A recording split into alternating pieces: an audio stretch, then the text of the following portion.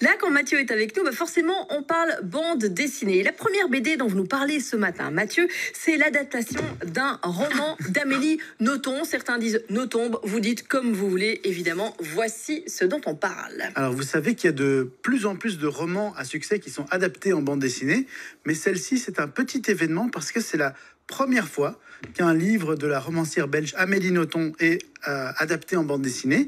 Et il s'agit plus précisément du roman Barbe Bleue, qui est paru en 2012 et qui s'est vendu à plus de 300 000 exemplaires. Vous savez que tous les livres d'Amélie Nothomb sont des best-sellers.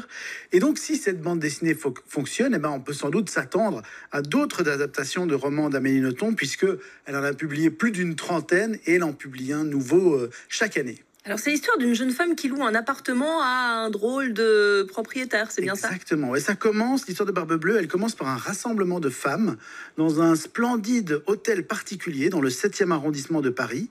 Et toutes ces femmes sont là parce qu'elles ont répondu à la petite annonce qui a été placée par le propriétaire de cet hôtel particulier pour trouver une colocataire.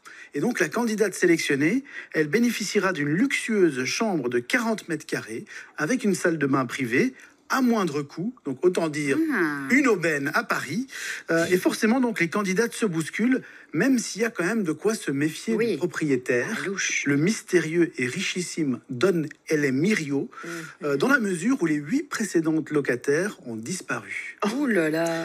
Donc, Saturnine Puissant, qui est une jeune professeure à l'école du Louvre, elle arrive là comme candidate pour devenir colocataire et elle n'a même pas besoin de convaincre Don Elemirio pour être retenue. Dès qu'il la voit, il lui dit « Bienvenue chez vous » et il lui précise qu'elle peut emménager dès le lendemain. Elle peut accéder à l'ensemble de l'immense appartement, à l'exception d'une pièce qui lui est totalement interdite, la chambre noire. Mais bien sûr, on imagine, quand on vous interdit quelque chose, on a envie d'y aller. Ça devient irrésistible. Oui. Et surtout, qu'est-ce qui peut bien cacher derrière cette porte, Don Elemirio? Et surtout, qu'est-ce qu'elles sont devenues, les 8 colocataires précédentes? Ça a l'air super chouette. C'est très très bien fait, mais moi je me demandais un petit peu, est-ce que l'univers d'Amélie Nothomb fonctionne bien aussi en bande dessinée? Alors, vous savez, c'est un univers plutôt particulier, l'univers d'Amélie Nothomb. Donc, c'est vrai qu'on pouvait se demander si ça allait fonctionner en bande dessinée. La réponse, c'est oui, puisque dans cette version BD, on se laisse vraiment très facilement embarquer par cette histoire étonnante, qui est en fait une réinterprétation moderne et féministe d'un conte de Charles Perrault.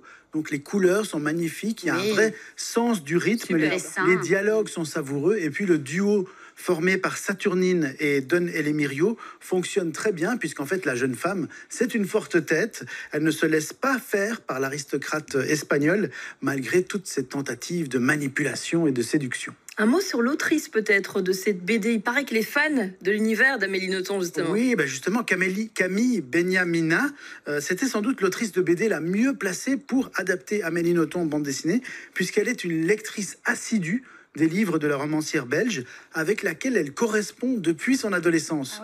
Donc, il y a vraiment un lien entre les deux. Alors, Camille Beniamina, c'est une autrice qu'on suit depuis plusieurs années. Elle travaille également comme directrice artistique pour un studio de jeux vidéo, mais elle est partie s'installer au Canada depuis plusieurs années et elle a déjà publié plusieurs bandes dessinées, à chaque fois avec des fortes femmes comme personnage principal, notamment Violette Nozière, Vilaine Chérie, et Les Petites Distances, qui sont 2 autres de ses livres que je vous recommande chaudement. Et est-ce qu'on n'a pas un peu l'impression que c'est un peu Amélie Nothomb sur la couverture? Peut-être qu'elle s'est un peu laissée inspirer. Oui, il y a un petit quelque chose, je trouve. Bon, ça a l'air de vous plaire, cette BD. Ça me tente bien. J'accroche aussi, j'ai même fait une photo pour me le procurer.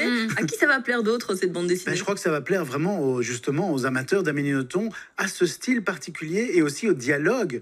On sent qu'elle a été reprendre quelques-uns des dialogues d'Amélie Nothomb. Et c'est quand même quelqu'un qui sait écrire, qui sait utiliser les mots. Et donc, on se laisse vraiment embarquer par cette histoire quand même un peu étonnante, mais vraiment fascinante. Ça a l'air très sympa. Vous validez, Carole? Je valide. Allez, moi aussi, vous bénir, est-ce que vous?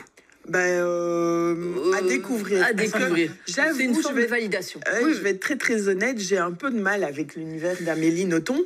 Donc c'est pour ça que je suis perplexe. Mais à découvrir, Mais en fait, c'est vrai qu'il y a tester. pas mal de gens qui ont du mal avec l'univers d'Amélie Nothomb. Tout à Et donc, c'est fait. vrai qu'il y a eu un peu des débats autour de Mhm. cette BD. Les gens se sont dit, est-ce que je vais réussir à rentrer dedans? Ouais. Et en fait, oui, on se laisse embarquer par l'histoire. Donc, je Ça vous s'appelle conseille d'essayer. Barbe Bleue. Oui, ça peut être une belle accroche pour rentrer dans cet univers. Tout à fait d'accord, c'est vrai. Merci en tout cas pour cette découverte dans le monde de la BD. Amélie Nothomb, c'était assez surprenant, c'est vrai. Il y a d'autres découvertes comme ça dans la suite. Une plongée notamment dans les années 70 avec Oui, vous. on va retourner dans les années 70 pour un procès retentissant et historique, Bobigny 1972. Et puis si jamais pour d'autres conseils BD, il y a un site age-bd.com, c'est celui de Mathieu, bien évidemment, l'expert BD du 6-8.